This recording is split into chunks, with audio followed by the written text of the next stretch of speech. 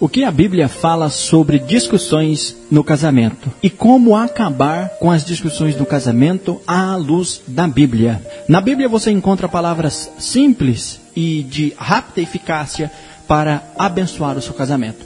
As discussões do casamento são uma realidade que a Bíblia reconhece.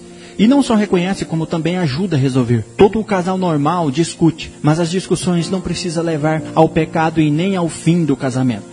A Bíblia ajuda a lidar bem com as discussões no casamento e a abençoar ainda mais o seu casamento. Por isso, eu trouxe a você 6 dicas importantes, fáceis de aplicar para você abençoar e acabar de uma vez por todas com as discussões em seu casamento. Para qualquer tipo de pessoa que tenha discussões no seu casamento. Então, já vou pedir a você que assista o vídeo todo, tá bom? São dicas muito fáceis de aplicar, são dicas muito boas e de rápida eficácia para resolver as discussões do seu casamento, tá bom? Vou pedir a você que inscreva-se no canal, ative o sino das notificações, curta, comenta, compartilha. Outras pessoas serão ricamente abençoadas através de sua ação de graça realizada aqui no vídeo, tá bom? Então, vamos lá para as dicas que eu tenho para você acabar com as discussões no seu casamento. As discussões no casamento acontecem porque cada pessoa é diferente. Óbvio, né? Uma pessoa foi criada em uma família, outra pessoa foi criada em outra, tem pensamentos divergentes, são pessoas de personalidade diferentes que vão viver juntos.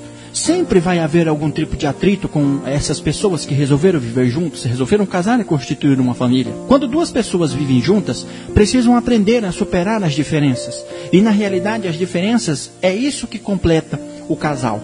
Nem sempre os dois precisam ser perfeitos. Aliás, não vai ter pessoas perfeitas vivendo debaixo do mesmo teto. A forma como lidam com as discussões pode separar um casal ou pode ainda torná-los ainda mais fortes. Se você é casado e está passando por uma fase como esta, então preste atenção nessas 6 dicas que eu tenho para você resolver de uma vez por todas essas discussões. E para resolver as discussões no seu casamento, aqui vai a primeira dica. É importante se acalmar. Muitas discussões ficam fora de controle porque as pessoas ficam exaltadas, acabam dizendo coisas sem pensar, machucam o seu cônjuge, machucam as outras pessoas da família. E gritos e insultos não vão ajudar a resolver nada. Aliás, nunca resolveu nada. Quando você estiver irritado, morda a língua, suspire fundo antes de falar qualquer coisa, antes de resolver qualquer tipo de assunto. Isso diz Efésios capítulo 4, verso 31 e 32. Livrem-se de toda a amargura, indignação e ira, gritaria e calúnia, bem como toda a maldade. Sejam bondosos e compassivos uns para com os outros, perdoem-se mutuamente, assim como Deus os perdoou em Cristo. É importante nós estarmos unidos em Cristo e centralizarmos o nosso casamento em Cristo. Palavras ditas sem pensar pode transformar qualquer conversa saudável e agradável em uma briga feia e muitas vezes até tragédias. Mas palavras brandas podem acalmar qualquer briga. Palavras ditas com sabedoria, palavras mansas, que vão acalmar os ânimos, pode ser importante na hora de uma conversa, na hora de um diálogo. Isso diz Provérbios capítulo 15, verso de número 1. A resposta calma desvia a fúria, mas a palavra ríspida desperta a ira. É a própria Bíblia, a palavra de Deus, que está dizendo que é importante acalmar.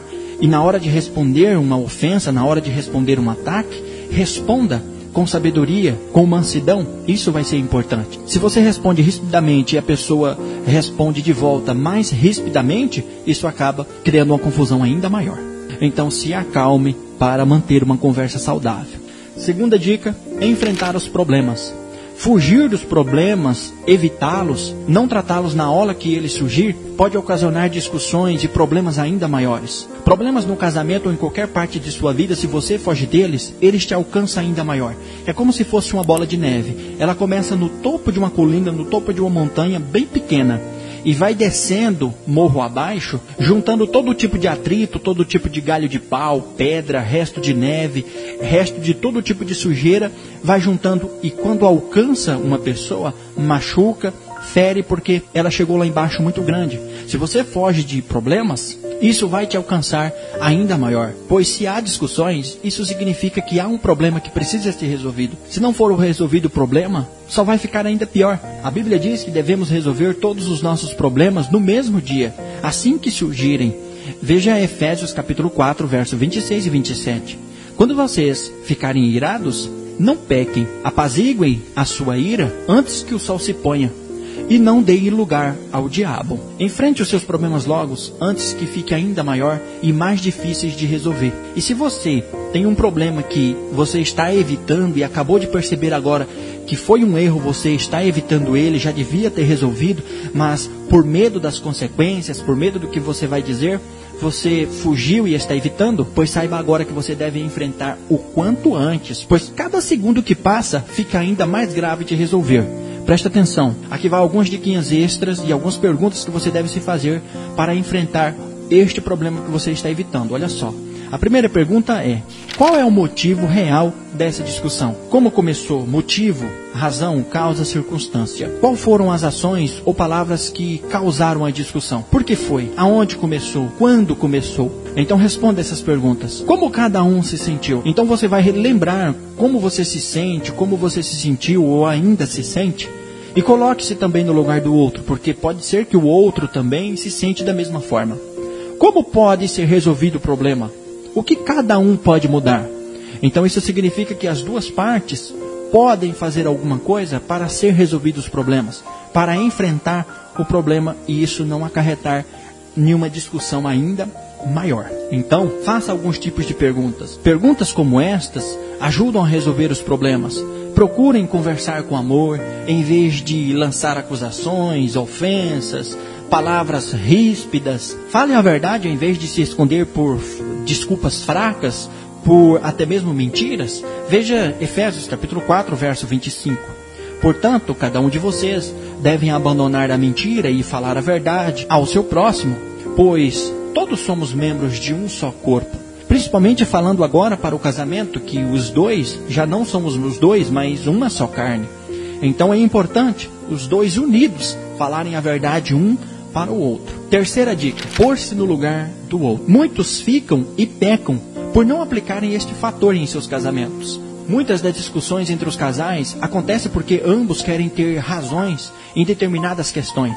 Querem ser mais sábios do que o outro, quer saber mais do que o outro, mas nem sempre estamos certos sobre todo tipo de assunto, sobre todo tipo de pessoa. Uma boa estratégia é tentar colocar-se no lugar do outro. Isso chama-se empatia, e é tão importante no relacionamento tentar entender por que o seu cônjuge está mantendo esse tipo de postura. E se fosse você, como você pode ser mais compreensivo com a situação e os sentimentos do seu cônjuge? A base de um relacionamento matrimonial precisa ser firmada no amor e na palavra de Deus.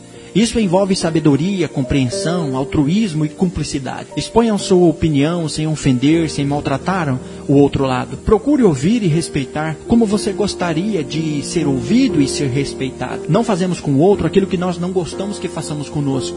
Então aquilo que você não gosta que faça com você, não faça com seu cônjuge, não faça com seu esposo e não faça com sua esposa. Quarta dica: perdoar e pedir perdão. Todos cometemos erros, afinal somos seres humanos. Ainda mais pessoas diferentes, tendo opiniões diferentes, vivendo debaixo de um mesmo teto. Todos precisam do perdão, afinal todos pecaram. E se todos pecam, todos precisam de perdão. No casamento, os dois vão fazer coisas que vão provocar discussões, vão provocar dissensões. E muitas vezes, se não vigiar, até tragédias acontecem. Quando isto acontece, peça perdão e se esforce para mudar o seu comportamento. É muito importante você mudar de atitude e o seu cônjuge machucado também precisa liberar o perdão. É importante para um bom relacionamento, para um saudável relacionamento. Assim como Deus perdoou todos os seus pecados, você também deve perdoar a quem pecou contra você, a quem errou contra você. Quem ama, perdoa. Isso diz Colossenses capítulo 3, verso 13 e 14. Suportem-se uns aos outros e perdoem as queixas que têm uns contra os outros. Perdoem como o Senhor lhes perdoou.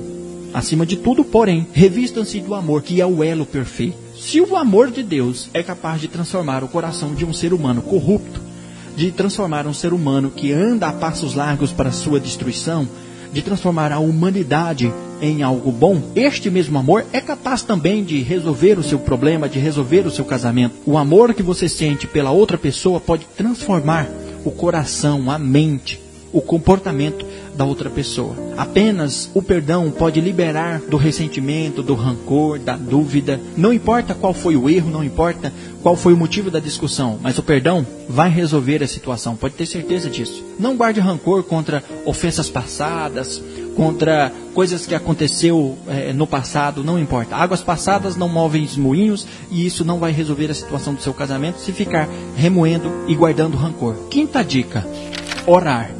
E é muito importante essa daqui. Não deixe de aplicar nunca em seu casamento. Sempre ore pelo seu casamento, pelo seu cônjuge, pelo seu esposo, pela sua esposa. Pedir ajuda de Deus é essencial.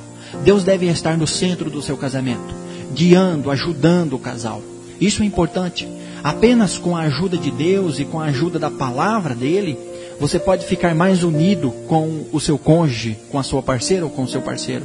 A comunhão com Deus é a chave para um bom casamento. Estando ligados fortemente em Deus, vocês conseguirão resolver melhor qualquer tipo de dificuldades diárias que aparecem em sua vida. Por isso, orem juntos, sirvam a Deus juntos, frequentem a mesma igreja juntos, ou se não frequentam, frequentem os mesmos lugares juntos. Demonstre e mostre união. Tenha humildade para aprender a reconhecer que os dois lados podem ter pontos de vista diferentes, mas que os dois podem viver em si unidos. Em oração, peça a Deus que vos ajude a atravessar todas as diferenças, divergências e a resolver todos os problemas que existem entre vocês. Sexta e última dica, mas não menos importante do que as outras, e você precisa aplicar: seguir em paz. Procure a via do diálogo em vez das discussões. As discussões põem em risco a harmonia do seu lar. Seja o primeiro a dar o passo em direção às soluções das discussões. Não fique orgulhoso ou orgulhosa. Foi ele que começou a discussão, foi ela que começou a discussão. Eu não vou buscar a reconciliação primeiro, ela que vem a mim ou ele que vem a mim. Não pense assim. Isso só vai piorar ainda mais as coisas. Mesmo que exija relevar algumas situações, dar o braço a torcer, fazer vista grossa para algumas coisas, mas você deve buscar a reconciliação. Procure seguir em paz. Isso diz Hebreus 12, verso 14. Esforcem-se para viver em paz com todos e para serem santos. Sem santidade ninguém verá a Deus. Então, meu irmão e minha irmã, vivem em paz com seu cônjuge. Uma família unida passa por qualquer tipo de problema, divergências, tempos difíceis, tribulações que vêm no casamento.